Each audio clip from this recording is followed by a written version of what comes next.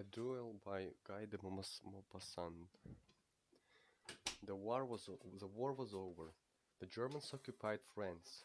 The whole country was pulsating like a conquered wrestler beneath the knee of his victorious opponent. The first trains from Paris, distracted, starving, despairing Paris, were making their way to the new frontiers, slowly passing through the country districts and the villages. The passengers gazed through the windows at the ravaged fields and burned hamlets. Prussian soldiers, in their black helmets with brass spikes, were smoking their pipes astride their chairs in front of the houses which were still left standing.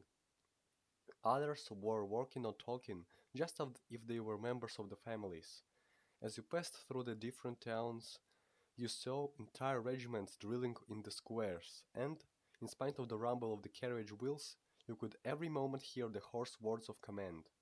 Mr. Dubuis, who during the entire siege had served as one of the National Guard in Paris, was going to join his wife and daughter, whom he had prudently sent away to Switzerland before the invasion.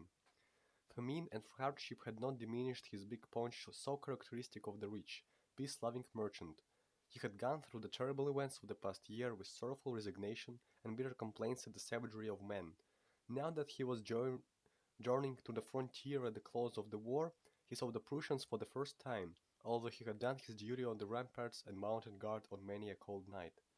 He stared with mingled fear and anger at those bearded armed men, installed all over French soil, as if they were at home, and he felt in his soul a kind of fever of impotent patriotism.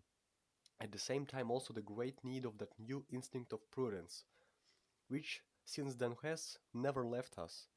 In the same railway carriage were two Englishmen, who had come to the country as sightseers and were gazing about them with looks of quiet curiosity.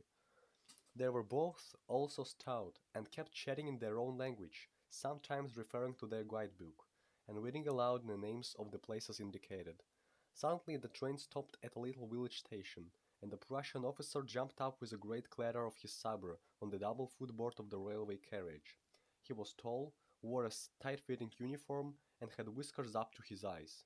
His red hair seemed to be on fire, and his long moustache, of a paler hue, stuck out on both sides of his face, which it seemed to cut in two. The Englishman at once began staring at him with smiles of newly awakened interest, while M. made a show of reading a newspaper. He sat concealed in his corner like a thief in presence of a gendarme. The train started again. The Englishman went on chatting and looking out for the exact scene of different battles. And all of a sudden, as one of them stretched out his arm toward the horizon as he pointed out to a village, the Prussian officer remarked in French, extending his long legs and loading backward.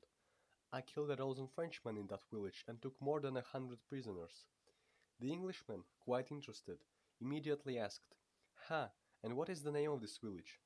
The Prussian replied, "Farsburg," he added. "We caught those French scoundrels by the ears." And he glanced toward Dubuis, laughing conceitedly into his moustache. The train rolled on, still passing through hamlets occupied the victorious army. German soldiers could be seen along the roads, on the edges of fields, standing in front of gates or chatting outside cafes. Cafes? They covered the soil like African locusts. The officer said, with a wave of his hand, "If I had been in command, I'd taken Paris, burned everything, killed everybody. No more France."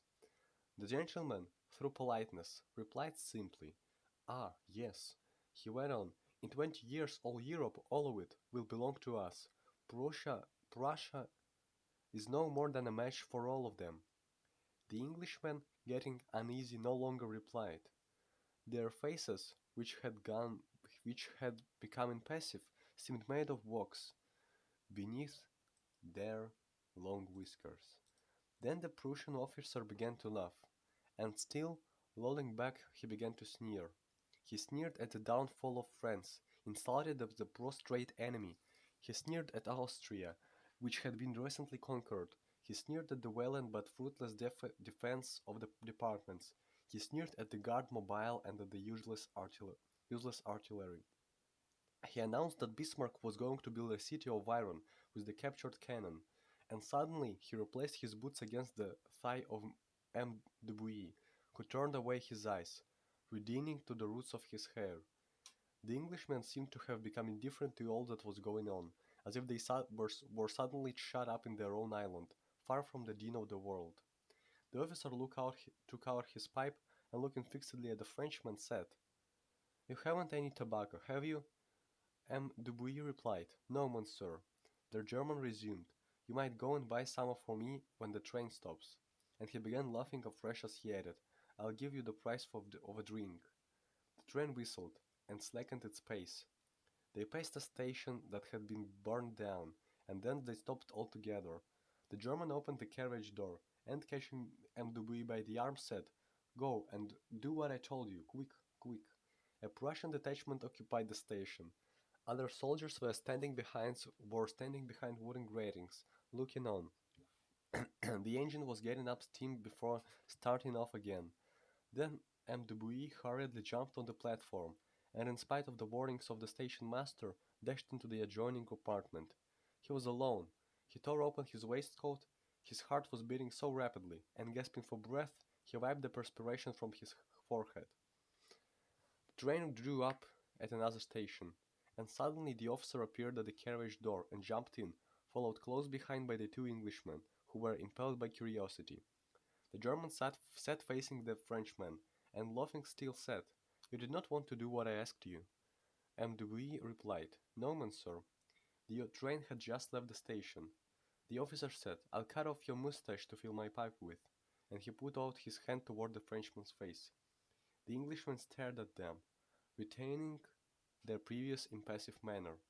The German had already pulled out a few hairs, and was still tugging at the moustache, and when M. Dubuis, with a back stroke of his hand, flung aside the officer's arm, and seizing him by the collar, threw him down on the seat.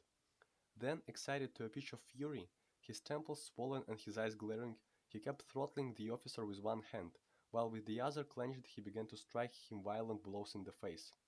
The Prussian struggled, tried to draw his sword, to clinch with his adversary, who was on top of him. But M. Dubuis crushed him with his enormous weight and kept punching him without taking breath or knowing where his blows fell. Blood flowed down the face of the German, who, choking and with a rattling in his throat, spat out his broken teeth and vainly strove to shake off this infuriated man who was killing him. The Englishmen had on their feet and came closer in order to see better. They remained standing, full of mirth and curiosity, ready to bet for or against either combatant. Suddenly Miss Dubuis, exhausted by his violent efforts, rose and resumed his seat without uttering a word. The Prussian did not attack him, for the savage assault had terrified and astonished the officer as well as causing him suffering. When he was able to breathe freely, he said, "Unless you give me satisfaction with pistols, I will kill you." M. Dubuis replied, "Whenever you like, I'm quite ready." The German said, "Here is the town of Strasbourg. I'll get two officers to be my seconds, and there will be time before the train leaves the station." M. Dubuis, who was puffing as hard as the engine, said to the Englishman, "Will you be my seconds?" They both answered together, "Oh, yeah." And the train stopped. In a minute the Prussian had found two comrades who brought pistols, and they made their way toward the ramparts. The Englishmen were continually looking at their watches, shuffling their feet and hurrying on with the preparations, uneasy lest they should be too late for the train. M. Dubuis had never fired a pistol in his life. They made him stand 20 paces away from his enemy. He was asked, "Are you ready?" While he was answering "Yes, monsieur," he noticed that one of the Englishmen had opened his umbrella in order to keep off the rays of the sun. A voice gave the signal, "Fire!" M. Dubuis fired at random without delay, and he was amazed to see the Prussian opposite him stagger, lift up his arms and fall forward, dead. He had killed the officer. One of the Englishmen exclaimed, "Ah!" He was quivering with delight, with satisfied curiosity and joyous impatience. The other, who still kept his watch in his hand, seized M. Dubuis's arm and hurried him in double quick time toward the station, his fellow countrymen marking time as he ran beside them, with closed fists, his elbows at his sides. 1, 2, 1, 2, and all three, running abreast rapidly, made their way to the station like three grotesque figures in a comic newspaper. The train was on the point of starting. They sprang into their carriage.